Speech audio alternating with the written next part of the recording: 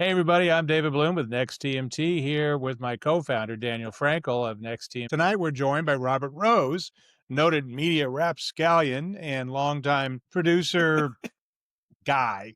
Robert, tell us a little bit about yourself real quick so everybody knows who the heck is talking. Thanks for having me, guys. I'm basically the creator of Artist and Idea Management. It's been around for 25 years. Started off syndicating niche content, Latin content, after working for Univision. Went off on my own and started doing a travel show called Raw Travel, which is in its 13th season. And I'm also a filmmaker. I filmed recently a film about Ukraine called My Summer in Ukraine. And I've come to think of myself more as a video journalist these days than a travel journalist, which I think would describe me before. But I'm trying to do, just trying to actually do things that I'm passionate about and tell stories that need to be told that haven't been told from a different perspective that maybe they haven't seen. So I just spent the summer in Ukraine. It was my 7th time there, 4th time since the full invasion. And a lot of my time goes into talking about Ukraine, advocating for Ukraine, overcoming Russian disinformation, and just communicating the importance of supporting Ukraine, not just because of Ukraine, but for the world. It's sort of hard to controvert that unless you're perhaps a Russian asset running the world's most powerful Right. company. That being said, thank you for the work. Would you consider yourself an influencer? Yeah, I think so. I mean, definitely travel influencer. And I guess because of my work for Ukraine, I don't like describing myself. I just like doing what I think feels right. There seems to be a lack of a moral compass these days in media. And so I'm trying to do what I can as an independent producer to maybe say what other people are afraid to say, which is the truth as I see it. And that seems to be, unfortunately, becoming a rarity. The bigger the media company, the less likely they are to have a moral compass, unfortunately. And I guess that makes sense and maybe has always forever been thus. But as Well, an independent producer, I enjoy my freedom of speech while I have it. And so I'm going to use it. you're working in such a vital, progressive, forward-thinking part of the media business, which is broadcast and syndication. Sure, I'm on the it's such cutting edge, man. a very pro-Ukraine message. I'm sure is very easy to distribute. You must have stations clamoring to get your content right now. No, Well, it certainly was easier back in 2022, whenever the full invasion first began. I mean, it was the cause du jour. But as Russian disinformation began to take hold, as suddenly, like everything in this planet becomes partisan, something that shouldn't be partisan, which is the murder of children and innocent civilians, should never be a partisan thing, has become partisan. Now, there are still some Republicans, thank goodness, that still support Ukraine, but they get fewer and fewer as the years go by. And we hang on to them as much as we can because they are really the difference between abandoning Ukraine to and the world to what is, I think, will be a very dark place if we allow people like Russia and Vladimir Putin. in 2022, I can remember conservative friends on my social feed saying, "Stand Yeah, strong, Ukraine." They were criticizing the Biden administration for not doing enough, and yeah. this was a pretty popular bipartisan initiative supporting Yeah. that war. Obviously, Donald Trump happened, but so you think Russian misinformation was that effective? That, and I think some people, quite frankly, are getting paid crypto from Russia. That's the only explanation I can think that a Marjorie Taylor Greene, a Tucker Carlson, who is an influencer, would say what he says. I mean, today or a couple of days ago, he said that Vladimir Putin was a better leader than Joe Biden. I mean, that's treasonous and it's stupid. And of course, Tucker and Marjorie Taylor Greene and Donald Trump and JD Vance and Rand Paul and whoever else you want to, and I can name a laundry list of just Looney Tune Republicans who say and repeat Russian disinformation, have never once been to Ukraine, not once. And then you have people like Marsha Blackburn, and I mention her because she's a senator from Tennessee, where I have farmland and have spent time trying to advocate for Ukraine. who made a big deal back in 2023 when we first met with her about she had actually been to Ukraine. She came into the room like a pageant from the county fair, and she was like, "Putin cannot win." And she was like, "It a big deal. I've been to Ukraine," and we're like, "Okay, great. She's on our side." 2 weeks later, she voted against military aid for Ukraine. So there's just a lot of cowardice, and I think maybe has always been like that. But when they laid the seed of doubt out there and started just spreading that Russian disinformation, I mean, it's an upside down world, like I said. And the reality is that a child that gets murdered today is just as big of a tragedy as a child that got murdered in March of 2022. So what changed? Well, what changed is people's mindset. And what it tells me is they don't have a moral compass and they're just going with the wind. I mean, that's the only thing I can think of, but that just gives me more conviction. And that's why I go to Ukraine. I want to feel the fear. I want it to be tangible. And I don't want anybody to say that I talk the talk, but I don't walk the walk. I walk the walk. They talk the talk, but they don't walk the walk. How's that for Tennessee? That's some Tennessee, like talk the talk, walk the walk, play with the big dogs, get off the porch. David queued me up with a topic that fits the newsletter that we're about to publish tomorrow morning. It's about Alphabet. Hell of a week for Alphabet. They won a verdict from a federal judge that was sort of a light touch in terms of, the company's not going to be broken up to smithereens, although David would like to see YouTube spun off. It would be interesting. And make a simple business that would peel off free cash flow like Netflix. So yeah, I can see what you mean by that. Alphabet wise, also there was the NFL's first game of the season live from Sao Paulo, Brazil. Brazil, kind of an interesting company to stream from. Sao Paulo, Brazil, an interesting company to stream from. They don't have magnificent broadband in Brazil. They make streaming work through ingenuity and a lot of tricks, but it's not, you'd have Starlink broadband or Dave's mom's broadband. So that's neither here nor there. What was interesting about this current NFL campaign this season, it is the first one ever that it will be all straight, all over the top. There won't be a game that you can't get out of the pay TV ecosystem. This comes 10 years after the very first live stream game, which was on Yahoo back in 2015 in October. I think it was the Buffalo Bills beating the Jacksonville Jaguars. And we've come a long way in terms of live streaming capabilities. It was pretty smooth stream on Friday night. David, I don't think you'd know that with your current technology, but it was. But Isn't that part of it, though? It's just wild that we're having these issues and the NFL is switching over all the way to that. And I mean, it's like sports is so in the moment, right? That's the benefit of sports and why it's doing so well. But do you guys think that it's making this switch because so much of the money now is gambling? I mean, so much of revenue is being generated for gambling that it's kind of like tail wagging the dog. Like broadcast is not the big There's a lot of ways that dog gets wagged. It's promotion of content, it's gambling, and Alphabet's a smart company and they realize that.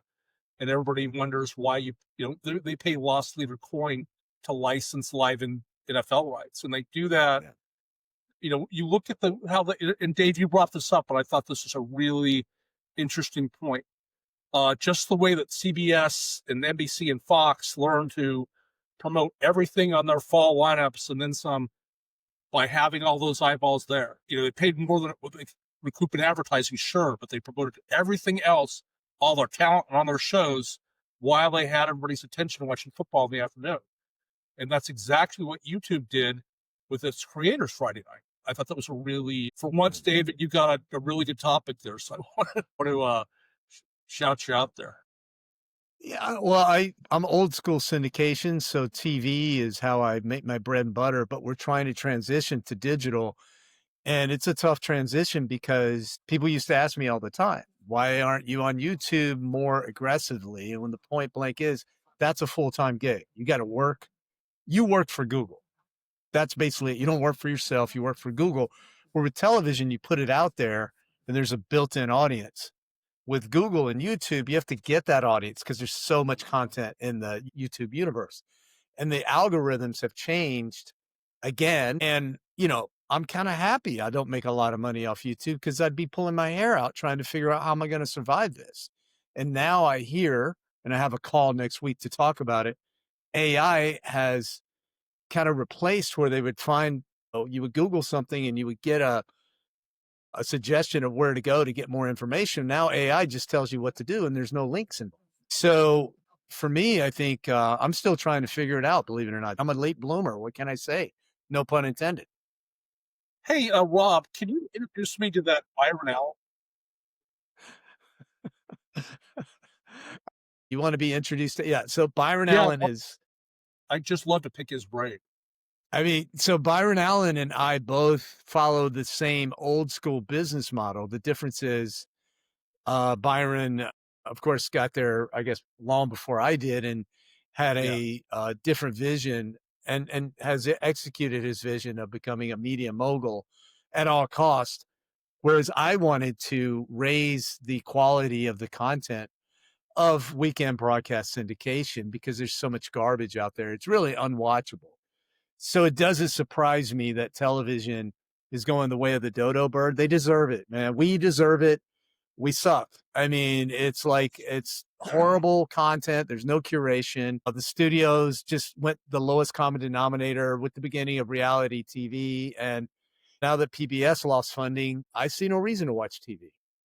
I think it was the 6th cover shoot with Byron Allen in about 36 months that finally made me think that broadcasting cable, my employer, might be going the way of the dodo bird. Yeah. That was probably described on. I've noticed when the business collapses, the smaller people are finally they become king of the hill, but there's no hill to be king of. Like it's the king of the molehill now. But for Byron Allen and for people who are in it to make money solely, in my opinion, it's great. Great. You're wealthy, dude. Join. I hope. How's that gonna? What's your legacy going to be in 20 or 30 years? You're wealthy. That's it. I mean, I just don't think that personally drives me. So I have another topic. The Cable Cowboy, John Malone, risk taker, deal maker, entrepreneur, hanging up his spurs one last time with his memoir out on another book tour. I think this is like his second or third memoir, actually. And we talked about it a few weeks ago, but this week he was book touring and said that one of his greatest disappointments was CNN, which is his portfolio. He has a managing director title among the many Warner Brothers Discovery is one of the many assets that he has oversight of them. And he said that still a Trump-hating left network, which I thought was odd because David Zaslav, under his watch, has spent several years neutering CNN. Oh, we lost David. He hates my liberal progressive talk, and I don't blame him. You just lost another subscriber too. Goodbye. But he said Fox. He identified Fox News. It's the elephant in the room, but they do it the right way. They separate their opinion from the entertainment. He called it bullshit. He was shitting on CNN at a precarious time. Obviously, we need more news. You've got a presidency that's off the rails, and to sit here and say that a fairly benign neuter news organization is still far left. Sure.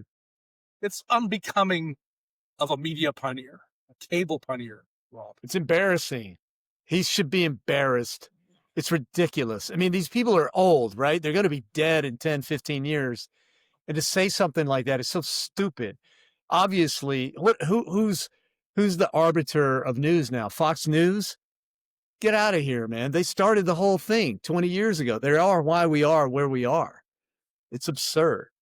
Well, separately, I used to go around and around with PR folks at Fox News because I would say right-wing network Fox News. Blue sky. It's just a fact. They are. And I did not have enough evidence to support that. In their view, they would like a retraction. And they would go to somebody like Mark Robichon, my former boss, who wrote Malone's books, by the way, wrote both memoirs, and say, hey, listen, this Frankel's out of line. He's calling us a right-wing network. Hey, why don't we take that out? I don't know Rob specifically do that, but there were other things like that would happen. And it was just an awful battle over something that we know objectively to be true. We don't have to be right-wing or left-wing. We can just agree to a certain amount of facts. I don't want just lefties running the world. I like the yin and yang. I think balancing a far left progressive government is a good thing.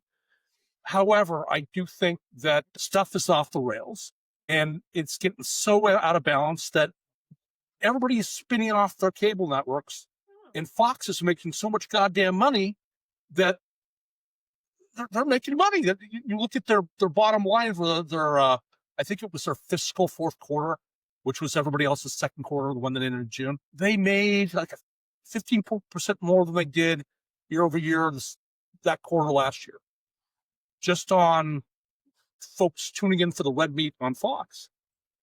So you've got folks like Newsmax, which had a pretty big IPO a few months ago and wants in on the action, and Fox plays fairly hard baseball like everybody else in cable coverage. What they do is terribly unusual. They have contracts that restrict the kind of competing networks that you can carry, for example. It's not out of the pale. What I thought was interesting about the lawsuit was they said right-leaning pay TV channels, right-leaning pay TV news channels.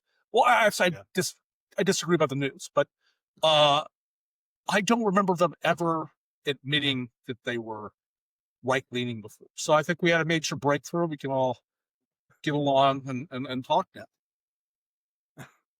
Well, I doubt Irina Briganti is going to forgive you anytime soon, but she's a particular case, and hopefully you don't evaluate your self-worth based on that. That being said, I was sort of interested out of all that. One of the things Malone talked about in his book, which has a title longer than some people's books, by the way. I won't hope to try to read it or memorize it, for God's sakes, but to be wired. Yeah, it includes a bit about the fact that he and Malone and Murdoch talked about a merger between WBD and Fox, but the fact that each of them had a news service from wildly different political perspectives. What do you do with Fox News and CNN if you merge? And that apparently got in the way. I still think something like that might happen, right? Still could happen, because I just think CNN is going to be put on an ice floe and heading out to the Barents Sea or something like that soon enough. You know, that scene in that Tom Hanks movie what was it called again? The Survivor. One where he's on the island and he falls in love with Survivor is the name of the movie, I think. The one where he's talking to Wilson, the volleyball. Castaway. Yeah. Wilson drifts off. Wilson. That'll be CNN. That's the middle image in my head. I'm sharing with you. Nobody watches the news for the news. You can go to AP or Reuters or anybody online to get the news, the headlines of the day, and it'll depress you in 5 minutes. They watch the news to feel comfortable about what they already believe. And so long as that is the function of Fox News or anybody, then we're just lying to ourselves that these are news channels. They're not. They feature a little bit of factual information, but everything else is all spent.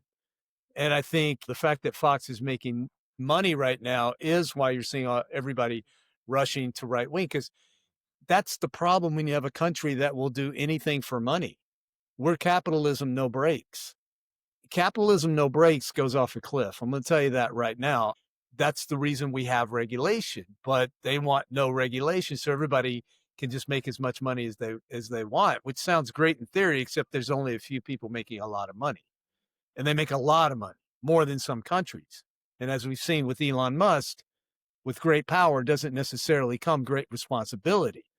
And so when you have flawed human beings with that much money to play with, and they're not on this planet surrounded by people who are stroking their ego, they're going to do things like try to destroy this earth and go to Mars. And it's wild to watch. But I think there'll be overreach. And that's what we're banking on. We're hoping they don't I just want to be kill us in the clear. You think process. there will? This is like a future conditional. I think there will be overreach. This is, to my mind, the pendulum swing, equal and opposite reaction, too far the other way to some of the woke stuff, which went too far the first way. Even if I'm sympathetic to the general stuff on the one way, the overreaction is completely to be expected. I covered politics for a very long time. This feels I've seen this before. This may be somewhat further or somewhat more extreme and certainly more over the top language, but it looks very familiar, and we'll see how, because they keep overreaching, how that plays out. So Yeah, it's, you flash back to 2009 and 10, and you're coming off the meltdown due to the derivative stocks, the real estate derivative stocks, and all the mayhem they created with the economy, and all the regulation of banks that went into that, and consumer stuff like credit card laws and stuff got enacted, and those were clamped down on the financial system, and some of it's a backlash to that. David, you mentioned woke, but the pendulum will swing the other way. I'm wondering who was that guy that Anna used to have, the little lefty guy that they would just like sort of marginalize and beat up on? We need one of those, David. If we're gonna get guys like Rob on the show, we gotta get a righty that we can. Yeah, you got to get a dumb conservative, which shouldn't be hard to find. And by the way, I like John McCain and Mitt Romney. I'm a big John McCain fan. It really blows my mind that people call me a lefty, liberal, Marxist, communist. First of all, I'm a capitalist. I've been in business for myself for 25 years. I made a lot of people a lot of money, some myself. And, to just be called a Marxist communist by people who work for somebody, I find hilarious. Marxist communist? All the time, man. I'm a lefty loony. I mean, I didn't even know what left was until Trump got elected, and suddenly I was a leftist. And the reality is, we're all kind of nuanced, and nobody's just this or that.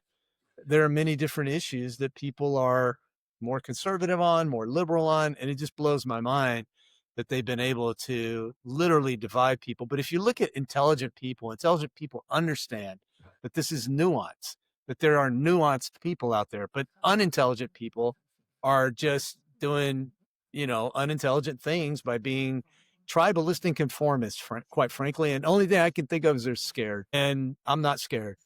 So, they're children, dude. They haven't grown up yet. And the United States of America hasn't suffered in a long, long time. We're about to see some serious suffering, in my view. I hope I'm wrong, but I think we're about to, including me. I mean, we're all going to get dragged down with it, and we're going to see some serious, serious suffering, and maybe we deserve it as a whole because we've done some pretty bad stuff, and we've been really blessed. And I'd like to stay blessed, but it doesn't look like it's going to last, man. And you're right, David. There has been overreach. It's already occurring, but what you think is overreach, it just keeps going. You know what I'm saying? That's why I don't think. That's why I don't call it overreach. Overreach would be when they go too far and they get slapped back. Yeah. Well, the moment of the pendulum is swung. It swung pretty good on to the left in the late teens. This is now a swing pretty hard. That moment on that pendulum feels like it's getting bigger each time. Yes. It's getting more. And at a certain point, it's like, okay, well, let's not break this shit. We kind of need this country. Really, the whole planet does to function, for its economy, for somebody to keep stuff from getting too far out of line, et cetera, et cetera. So I'm hopeful things don't go too far, but there's definitely some stuff going on. I can tell you, after a full day of into revolution and hammering and sickling away, I like to unwind with a little television. I know you guys do too. If it's not weekend lifestyle television through syndication, which most often is, I like to watch NBC Universal's Peacock, and there's a new television show we talked about last week, but who actually debuted, and I watched the first 3 episodes of The Paper, which is basically a Greg Daniels spinoff off The Office, and the characters are new but different. Oscar, again, I didn't look up the actor's name. Shoot me, Dave. That's shameful. He has moved from Scranton to Toledo to be part of this new group. So he's the only holdover. But it has the same kind of verite reality style vibe to it, and looks at this group that works for a weekly local newspaper, which isn't really a newspaper. It's an excuse for a paper company to sell paper still. And this young idealistic man who reminds me of a young me out of journalism school. I loved writing and editing the truth, Robert. And he tries to rally this group of young reporters in partial time configuration. They're volunteering a portion of their workday to try this new thing called journalism. And they don't know what it is. It's like, well, I've tweeted before. I wrote a term paper before. They're 25. They were kids when the Great Recession happened. The newspaper business dropped like $10 billion in revenue in 1 year, and 150 daily newspapers suddenly went belly up. So they don't know what this is. So when John Malone says, "You see that CNN over there? That's woke." I guess it is. Yeah. The basic components of this art, which is a major part of media, it's moving off the elemental chart. It is in the words of Matthew McConaughey on Wolf of Wall Street, a fugazi. It doesn't exist, but that's deep. I know it's a good television show. I hope That's cool. It's deeper. Right, than I think the it's TV inside show baseball. is. You like Just- it. Yeah, well, he likes it. It's deeper than the television show. We'll see how it goes. I doubt they've got lightning in a bottle a second time on a rather unlikely topic. The Office 2 with print journalists seems a little wacky, but it's on Peacock, which is interesting, not the broadcast network. So Peacock has not had a lot of original programming. It's had a little bit. Russian Dolls has done very well, and a few other things, but they put a big investment in sports. One of the things I want to say, Robert, though, you're a travel guy. You're a travel guru. I'm about to travel to Amsterdam on behalf of this very publication and podcast to see what lame-ass internet connection I can come up with there. Oh, surprise us, David! Surprise us, please. And while I'm there for a few days covering the International Broadcasting Conference, I'd like some tips for all our listeners about cool places to go in Amsterdam. You may have been there once, twice. Anything that you can suggest that's like not just, go to the Rijksmuseum or get baked in a brown cafe. If there's anything you got there. But B, I'm sort of interested in your thoughts about Americans traveling in Europe. You talked quite movingly about what's going on in Ukraine and how that has, I think, colored all of Europe, because they all feel the hot breath of the Russian bear, even as they are lurching a little bit rightward, as is happening in many parts of the world. Yeah. Any thoughts on the situation for Americans in Europe? Any thoughts on what to do in Amsterdam while I'm covering broadcasting and the technologies around broadcasting next week? I feel silly because I have not heard before you guys brought this to my attention of this conference. And it sounds like something I would love to go to. So unfortunately, I can't go now. But had I heard about it maybe a month, I can't go anyway. I just got back from 8 weeks in Europe, so I'm not going to turn around and go. I'm still catching up. But I've never been to Amsterdam, David. I did have an intern who's been there. A lot of the places where All Travel went at the beginning were low budget places where you could go and spend not much money. Central and South America, Southeast Asia.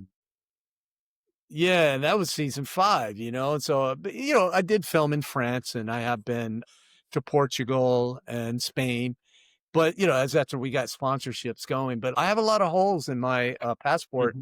Italy, Amsterdam's one of them. Basically, I haven't been to Greece, and, there's a lot of places, Ireland, Scotland, I haven't been to those places. So a lot of people, the UK. So a lot of people are always surprised when they hear I haven't been there. Right. Well, so Robert, that being said, though, you just spent 2 months in Europe. Give us a sense, if you could, about the state of media and more generally the state of Americans in Europe at this point with all the chaotic signaling that's coming out of our administration and sort of what's Right. going on in what's the scene like? Well, I was in Berlin. I flew into Berlin, Germany, spent like 6 days, met a fellow media person from New York City that I had met when I first moved there 20 something years ago. And he's working in music and he loves it. He loves Berlin. And yeah, he's kind of like a punk rocker like myself. So we went to see some of the more bohemian spots of Germany. And so in Germany, That's why you say didn't that, see because any Bohemia rightward. is actually right next to Germany, right? Bohemia is part of Czechoslovakia, but it's kind of been on both line. Right. Right. Yeah. Pun intended. That's right. That's right. Yeah. I mean, 5 days in Berlin is not enough to really get a sense of the city, but I did meet a guy listening to punk music. I was staying out by the airport, not, to save a buck. And because I took the train to downtown Berlin and he was listening to punk music. So I struck up a conversation with him. He was telling me about a fight. And I was like, wow, this sounds like the United States, violence. And it was between an immigrant community and a far right extremist group, Nazis, he said. And I'm like, in Berlin, in Germany? Oh, So yeah, I don't but know they how. report back. Well, yeah, they do. They are. And I don't know how reliable of a source he was. So I hate to just kind of mention it because I didn't see it. But as you said, David, there is alerts to the right everywhere. A lot of it is emanating from disinformation from where? Russia. They are responsible. It is their number one export. It is above gas and other commodities that they export, which fuels the war machine. Disinformation is their number one export. They're really good at it. They're the best in the world, and it's global. And they're using social media, which is put it on steroids. And when you don't put the guardrails on, like Elon Musk, you take them off. It's a free for all. And people now believe stuff because they want to, not because they think it's true. It feels good to believe that. In Poland, which I've gone to many times because you can't just fly into Ukraine. So I went Germany, Poland, then into Ukraine. I'm always keeping an eye out for anti-Ukraine because they didn't always get along. Part of Ukraine was part of Poland. It gets into geopolitics, but also when the Russia invaded, a lot of the refugees came over and Poland was very good to them. But you start to see, I was in Przemysl, which is a border town where you go right before you cross over. And there's a guy, no war guy. And no war sounds great. But what no war basically implicates, it says that two sides are responsible for this conflict. Sure. And Russia invaded Ukraine. It doesn't say stop Putin, because if Russia stops fighting, there is no war. If Ukraine stops fighting, there is no Ukraine, and a lot of people die. It's like and the other people live. Who blacked out who? What happened? It's like a paid TV carriage war. The sort of who started Yeah. and blacked out. Yeah. But in this is the most black and white case that I've ever seen of aggressor. And I know Russia well. I'm not an expert, but I know this stuff better than 99.5% of all Americans for sure. It wasn't David's quest to find out the finest bitterball in the Netherlands. I'm sorry, I can't help with that. You know what? I went to Romania. Research. I will do my own research, and I will be ardent about it because bitterball, and it's just fun to say. I'm a travel enthusiast, not a travel expert, as I tell people. But hey, you report back to me, man. I have people go somewhere for the first time. They tell me what they like, and I'm like, I follow the advice that people give me. I really do. I did in Germany. I did in Romania. I went to the Carpathians in Ukraine. When I go somewhere, I can tell you with some authority, but if I haven't been somewhere, I want to know what you think. And is this your first time? My first time to Amsterdam. We're going to go to Paris afterward. I didn't experience any anti-Americanism, though, if you were asking about that, except with, ironically, a French guy in Ukraine. And he point blank said, I don't like Americans. And he was drunk. And I was like, well, I like French people, and that's the way we left it. I don't know if it had to do with the Trump or the political situation, or if he's just a typical. You didn't say I saved your ass French. You didn't say that. I didn't say it. Yeah, I didn't say it, man. I didn't want to be the typical American that he hates. But yeah, you're right. We did save their ass. I know. I should have.